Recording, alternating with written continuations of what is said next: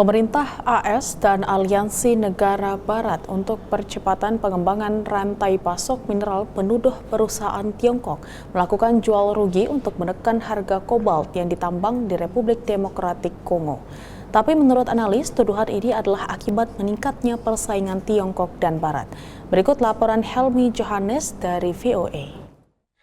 Juni lalu, Jose Fernandez, perwakilan pemerintah Amerika untuk Kemitraan Keamanan Mineral atau MSP, yakni aliansi yang mayoritas terdiri atas negara-negara barat, mengatakan perusahaan tambang Tiongkok CMOC menerapkan harga predator atau jual rugi untuk menekan harga kobalt yang diekstraksi dari Republik Demokratik Kongo.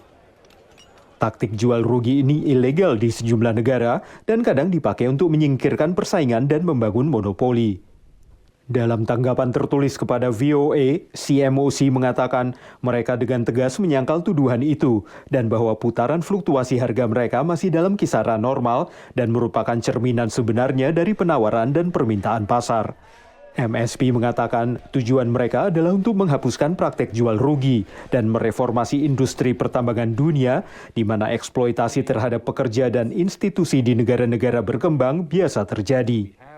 Jose mengatakan mineral Afrika seperti kobalt sangat penting bagi transisi dunia menuju energi hijau dan dalam menghadapi perubahan iklim.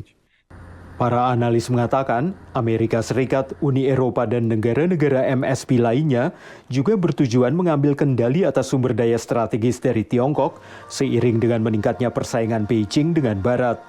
Tapi Jose membantahnya.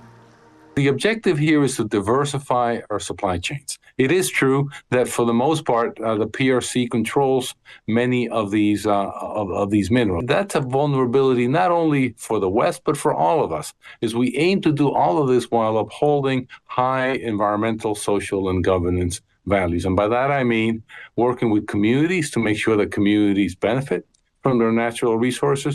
Kepada VOA, pakar pertambangan mengatakan perusahaan-perusahaan Tiongkok melakukan beberapa praktek terburuk dalam industri pertambangan, sehingga MSP penting untuk mengimbangi hal itu.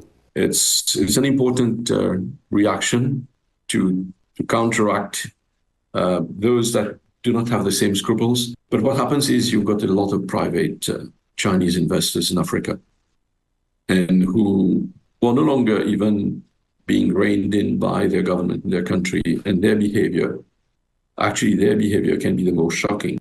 Tapi analis lain mengatakan tugas MSP sulit karena MSP dan negara-negara barat tidak punya pengaruh, kendali atau daya ungkit seperti yang dimiliki Tiongkok terhadap perusahaan-perusahaan swastanya. So that's why whether being the MSP, the IRA, or the Critical Raw Material Act in Europe, or any kind of initiative in Canada or in Australia, they are all depending on one thing. They're depending on the fact that private companies will be willing to follow through with the strategy. Namun menurut Jose, pada akhirnya negara-negara Afrika harus memutuskan sendiri dengan siapa mereka akan memilih untuk bermitra. Dari Arlington, Virginia, saya Helmi Johannes dan tim VOA.